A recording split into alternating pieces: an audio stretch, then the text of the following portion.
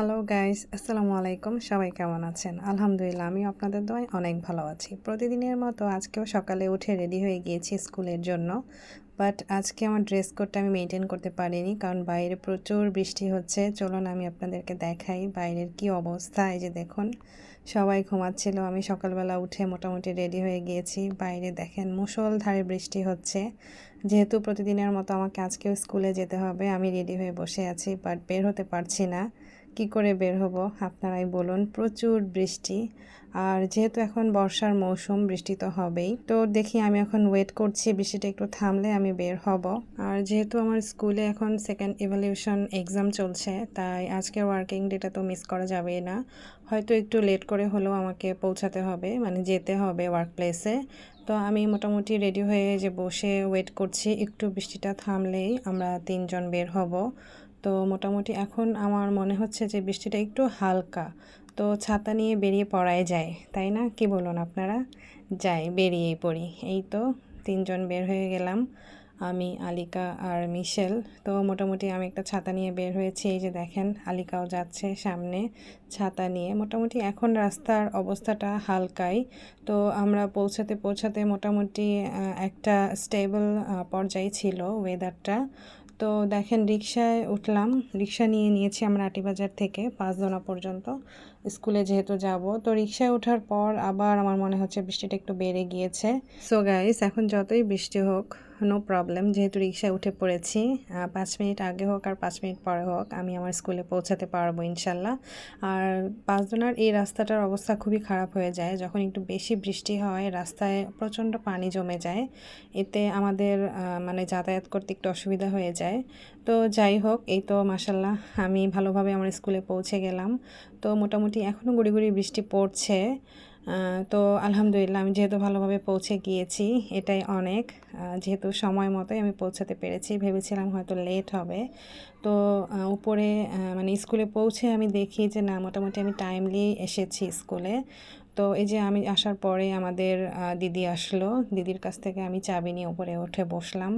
তো দেখেন, সাইডে আমি উপরে বসেছিলাম আমাদের টিচার্স রুমে। আর জানালার বাইরে দেখেন আকাশটার কি অবস্থা, প্রচুর মেঘ ছিল আকাশে। তো কি আর করার, সারাদিনের মতো কাজ শুরু করে দিতে হবে, যতই মেঘ হোক যাই হোক। আর আজকে ডিউটি রোস্টারেও আমি একটা ক্লাসে পরীক্ষায় গার্ডে ছিলাম, তো সেটা মোটামুটি শেষ করে নিচে চলে এসেছি দোতলায়। তো মোটামুটি এখন আমার ওয়ার্কিং আওয়ার শেষ, বাসায় যাওয়ার টাইম হয়ে গিয়েছে। তারপর আমি একটু বাইরের ওয়েদারটা দেখছিলাম যে দেখি বের হওয়া যায় কি না। তো মোটামুটি একটু আগের চেয়ে ফর্সা হয়েছে প্রকৃতিটা। তারপরও মেঘলা মেঘলা ছিল। তারপরও যেহেতু ওয়ার্কিং আওয়ার শেষ, আমাকে তো বাসায় যেতেই হবে। তো আমি বাসায় যাওয়ার প্রস্তুতি নিচ্ছি। তো মোটামুটি ছেলেকে নিয়ে আমি আর আলিকা আমরা একটা রিক্সা নিয়ে চলে গেলাম বাসার উদ্দেশ্যে। তো মোটামুটি বাসায় আসতে আসতে ওয়েদার ভালোই ছিল। এই যে বাসার কাছাকাছি চলে এসেছি, এই গলিটা দিয়ে আমরা বাসায় যাব। তো বাসায় আসতে আসতে মোটামুটি রোদ উঠে গিয়েছিল। এই যে দেখেন, কে বলবে যে সকালবেলা সারা দিন বৃষ্টি হচ্ছিল, আর এখন এই যে আমাকে দেখে বুঝতে পারছেন আমার গায়ে রোদ পড়লো। তো বাসায় এসে আমি ফ্রেশ ট্রেশ হয়ে ফ্রিজ থেকে কিছু তরকারি ছিল গতকালকের, সেগুলো বের করলাম। আর বাসায় এসে শাওয়ার নিয়ে আমি ভাত বসিয়ে দিয়েছিলাম।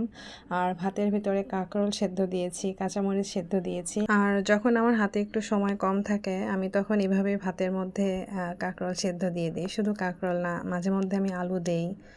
আর আরও যদি কোনো ভর্তা এভাবে সিদ্ধ করার থাকে, আমি সেটা ভাতের মধ্যে দিয়ে দিই। তো আজকে আমার বৃষ্টির মধ্যে একটু কাঁকরোল ভর্তা খেতে ইচ্ছা করছিল, তাই আমি এভাবে কাঁকরোল ভর্তাটা বানিয়ে নিলাম।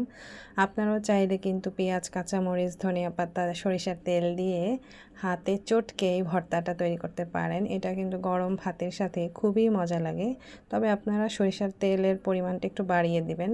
আর আমার ফ্রিজে কিন্তু কিছু ছোট সাইজের ইলিশ মাছ ছিল, আমি সেখান থেকেও কিছু মাছ বের করে একটু ভেজে নিলাম গরম ভাতের সাথে খাওয়ার জন্য। আর ইলিশ মাছ ভাজা কার না ভালো লাগে, সাথে আবার কয়েকটা পেঁয়াজও ভেজেছিলাম, যেটাকে ডালের বড়া বলা হয়। তো মোটামুটি গরম ভাত, ইলিশ মাছ ভাজা, কাঁকরোল ভর্তা, ডালের বড়া খুব টেস্ট করে খেয়ে এখন আবার বিকেলের উদ্দেশ্যে বের হব। সেটা হলো, আমার স্টুডেন্টকে পড়াতে যেতে হবে। ওয়েদারের অবস্থা মোটামুটি ভালো না, এই রোদ উঠে এই আবার মেঘ হয়। সো গাইস, ওয়েদার যেমনই হোক, আমার স্টুডেন্ট যেহেতু আমার জন্য ওয়েট করছে, আমাকে তো পড়াতে যেতেই হবে। আর আজকে আমার বিকেলে আরও একটা প্ল্যানিং আছে, সেটা হলো আমার স্টুডেন্টের পড়া শেষ হয়ে গেলে ওকে যদি আমি টাইমলি পড়া শেষ করতে পারি, তাহলে আমার ইচ্ছা আছে একটু মোহাম্মদপুরের দিকে যাব। তো চলুন দেখি আমার স্টুডেন্টের পড়া শেষ করে কত দূর কী করতে পারি। তো আমি মোটামুটি রেডি হয়ে বসে আছি, এই যে একটু পরেই বের হব, যেহেতু ওকে পড়াতে যাওয়ার টাইমও হয়ে গিয়েছে। আর আবহাওয়া মোটামুটি আস্তে আস্তে একটু স্বাভাবিক হচ্ছে, তো আমার মনে হচ্ছে যে আমি বেরিয়ে পড়তে পারি। আর যেহেতু আমার আজকে পড়া শেষ করে, মানে আমার স্টুডেন্টের পড়ানো শেষ করে আমি মোহাম্মদপুরে যাব, সেইভাবেই একটু হাতে টাইম নিয়ে বের হচ্ছি। আস্তে আস্তে হয়তো রাতও হয়ে যেতে পারে, আমি জানি না। তবে দেখি, আবহাওয়া যদি ভালো থাকে তাহলেই মোহাম্মদপুরে যাব, তাছাড়া আর যাব না। সো গাইস, এই তো আমি রেডি হয়ে চলে আসলাম, আমার স্টুডেন্টের বাসায় যাব। আর যেহেতু আমার পড়ানো শেষ হয়ে গেলে আমি মোহাম্মদপুরে যাব যদি টাইম পাই, সেজন্য একেবারে রেডি হয়ে বের হয়ে গিয়েছি। এই যে দেখুন, চলে এসেছি আমার স্টুডেন্টের বাসায়, আর এসেই পড়াতে বসে পড়েছি। আর আগামীকালকে যেহেতু ওর ইংলিশ পরীক্ষা, তাই আমি এসেই ইংলিশ পড়ানো শুরু করে দিয়েছি। আর ও কিন্তু অনেক ভালো স্টুডেন্ট, আর আমার অনেক প্রিয় একজন স্টুডেন্ট। আর আমার স্টুডেন্টও কিন্তু আমাকে অনেক ভালোবাসে, অনেক লাইক করে। আপনারা কিন্তু অবশ্যই অবশ্যই আমার স্টুডেন্টের জন্য দোয়া করবেন, ও যেন অনেক ভালো একটা রেজাল্ট করতে পারে। আর আমি তো জানি ও সবসময় ভালো রেজাল্ট করে, তাই অবভিয়াসলি এবারও অনেক ভালো রেজাল্ট করবে। আর আমাদের পড়াশোনা শেষ, তাই আগামীকালকে যেহেতু ওর পরীক্ষা, আমি ওর ফাইলটা একটু গুছিয়ে দিচ্ছিলাম। আর আমার স্টুডেন্ট কিন্তু খুব পরিপাটি, টিপটপ থাকতে পছন্দ করে। ওর পড়াশোনা শেষ, এই যে ও নিজেই গুছাচ্ছে বই খাতা সব। সো গাইস, আমি তো পড়াশোনা শেষ করেই তো বের হয়ে গেলাম। এখন নিচে যে বুঝতে পারবো যে মোহাম্মদপুরের উদ্দেশ্যে যাব কি না। আবহাওয়াটা আগে দেখবো যে কি অবস্থা। আমি এখন যদি মোহাম্মদপুরের উদ্দেশ্যে বের হই, সন্ধ্যার আগে ফিরতে পারবো কি না। তো বাইরে যেহেতু আমি বের হয়ে গেলাম, এখন বাইরে বের হয়ে আমার কাছে মনে হলো যে এখন যদি আমি মোহাম্মদপুরে যাই, যেহেতু এখন অনেকটাই জ্যাম থাকে রাস্তায়, তো ফিরতে ফিরতে হয়তো আমার রাতও হয়ে যেতে পারে। তারপর আমি বের হলাম, যেহেতু আমার একটু প্রয়োজন ছিল। আর আমি বিলপাড়ের এই রাস্তাটা দিয়ে গেলাম, এদিক দিয়ে গেলে আমার জন্য একটু সুবিধা হয়। এখান থেকে আমি ডিরেক্ট রিক্সা নিয়ে যেতে পারি। সো এই রাস্তাটা কিন্তু আমার কাছে অনেক ভালো লাগে। বিলপাড়ে দেখুন, সারাদিন বৃষ্টি হয়েছিল, কেউ বলবে যে বৃষ্টি হয়েছিল। ওয়েদারটা কত সুন্দর, তাই না? হালকা বাতাস ছিল। ওয়াও! আর আমার কিন্তু এই জায়গাটা খুবই ভালো লাগে। আমি একটু সময় পেলেই এই জায়গাটা একটু হাঁটতে আসি। আর আমার বাসায় কেউ আসলেও আমি এই জায়গায় নিয়ে আসি। সো গাইস, আমি এখন একটা রিক্সা নিব। রিক্সা নিয়ে মোহাম্মদপুরের উদ্দেশ্যে যাব। এই যে দেখেন, বছিলা ব্রিজ পর্যন্ত চলে এসেছি। আর আজকে যেহেতু সারাদিন বৃষ্টি হয়েছিল, আর আমি রিস্ক নিয়ে বাসে উঠিনি। আর এখন যেহেতু একটু রোদ ছিল, আমার কাছে খুব গরম লেগেছিল, তাই আমি একটা রিক্সাই নিয়ে নিলাম। ব্রিজের উপরের রাস্তাটা কিন্তু আমার বরাবরই খুবই ভালো লাগে। সো গাইস, এই যে দেখুন, গল্প করতে করতে আমি মোটামুটি মোহাম্মদপুর পৌঁছে গেছি। আর আমি কিন্তু এখন আছি নূরজাহান রোডে। আমি আজকে এসেছি একটা বিউটি পার্লারে, সেটা হলো আমার এক কলিগ ছিল আমার স্কুলের, আমার এক ম্যাডাম। তো আমরা দুজন মিলে একটা হেয়ার ট্রিটমেন্টের জন্য এই পার্লারটায় আসি।